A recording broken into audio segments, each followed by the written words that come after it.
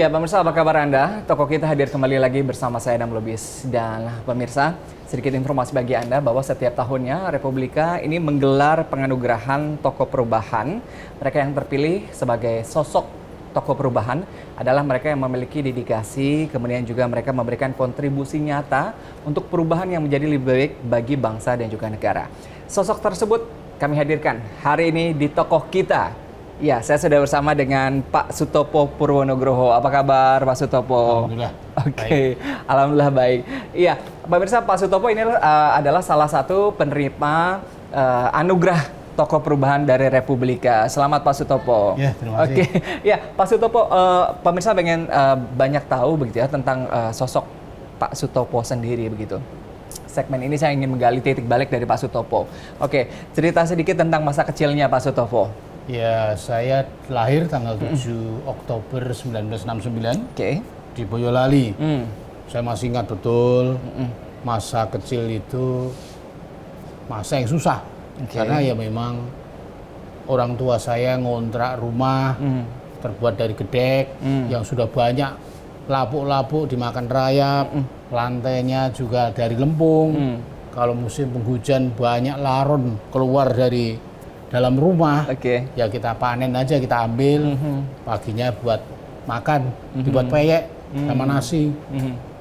Kemudian ya karena miskin, hitam wajah saya, sering dibully sama teman-teman, sama tetangga, main dicurangi, kadang mau ikut gabung main tidak boleh.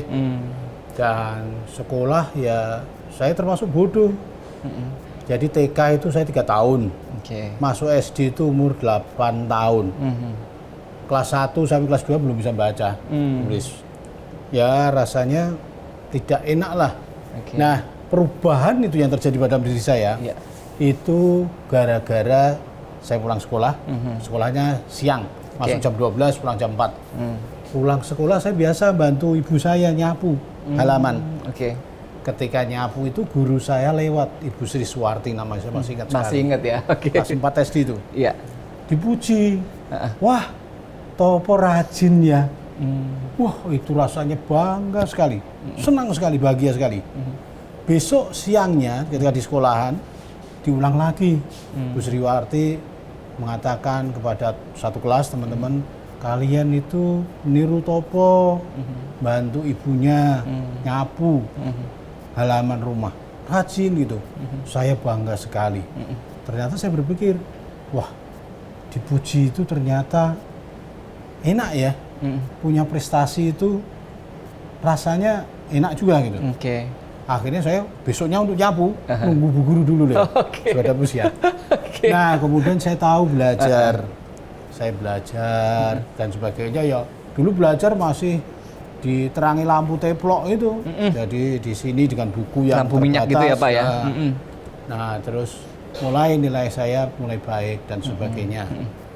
Akhirnya kelas 5, kelas 6 itu udah termasuk juara lah.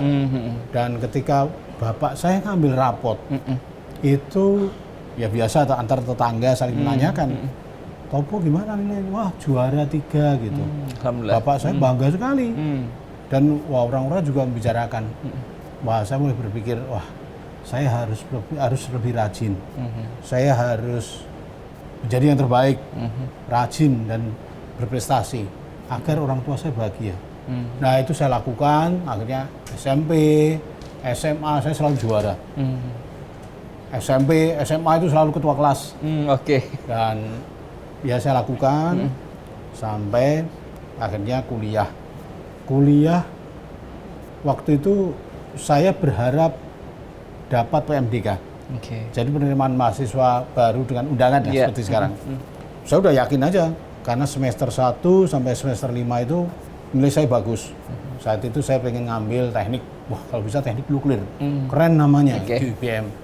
Tiba-tiba 1 bulan sebelum pengisian formulir PMDK tadi dihapus oleh Dirjen Dikti saat itu. Wah, saya bingung, saya stres. Wah, berarti saya harus ujian tertulis. Nah, saya akhirnya belajar ikut bimbingan tes dan sebagainya. Kemudian ketika ujian si Penmaru, saya mengambil 3 pilihan. Satu kedokteran, UGM, Ya. 2 manajemen ekonomi UGM, ketiga itu geografi fisika UGM. Oke. Pilihan ketiga itu sebenarnya salah pilihan. Oh, Saya tanya tentor, ini fakultas geografi fisika bagus gak? Oh bagus.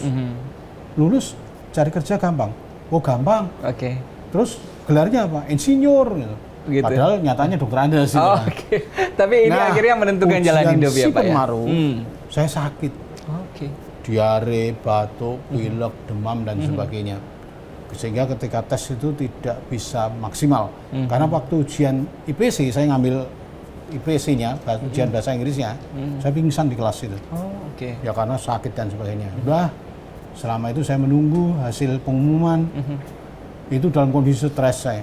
Saya tidak mungkin ngambil kuliah di swasta. Oke. Karena kasihan orang tua pasti tidak bisa mampu membayar karena biayanya mahal sekali untuk swasta. Akhirnya saya tiap malam sholat tahajud, berdoa sambil nangis. Ketika pengumuman, itu saya diterima di pilihan ketiga, Fakultas Geografi. Oke.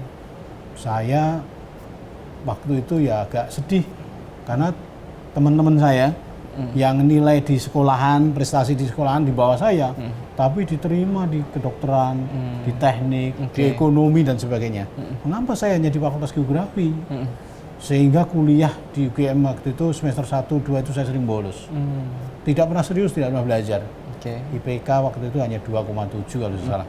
Nah, saat itu saya ditegur sama bapak saya, "Leh, kamu itu sekolah nggak serius. Bapak, ibu udah nyekolahin kamu cari utangan. Tapi saya lihat kamu itu sekolahnya nggak serius. Oke. Bos sudah Fakultas Geografi diterima, mungkin takdirmu di situ." Oke. Saya renungi, wah benar juga bapak ini. Apa yang ada di depan saya adalah Fakultas Geografi. Akhirnya saya punya prinsip, cepat atau lambat saya lulus. Saya harus lulus. Nah, mulai saat itu semester 3 saya rajin belajar. Rajin, tiap hari ke perpustakaan, di Balai Urung, sering saya nongkrong di sana belajar. Belajar ya? Yang lain pada main dan sebagainya. Ya saya kemana-mana jalan kaki, nggak punya sepeda motor. Minta orang tua sampai nangis nggak dibelikan. Saya tetap jalani. Nah, karena saya pinter, banyak teman-teman saya ngantar ke sana kemari. Oke, temannya pasti banyak deh ya, Nah, zaman kuliah ya? saya jadi mahasiswa teladan di UGM. Oke. Juara lomba karya inovatif produktif tingkat nasional 2 tahun berturut-turut dan banyak prestasi. Akhirnya saya lulus wisuda dengan predikat cum laude, terbaik, tercepat, termuda. Oke. Nah, dalam proses itu ketika gladi bersih, besok akan wisuda di waktu itu di Balai Urung UGM. Yang terbaik antar fakultas ditaruh di depan, mewakili sesuai dengan huruf abjad. Jadi di sana ada Fakultas Biologi, Fakultas Farmasi, Fakultas Geografi, Fakultas Hukum dan sebagainya.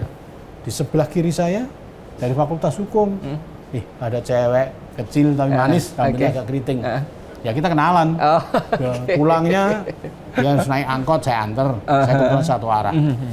Besoknya kita diumumkan, cewek yang sebelah saya itu terbaik se-UGM. Jadi semua cum laude dan sebagainya. Ya akhirnya jadi istri saya itu.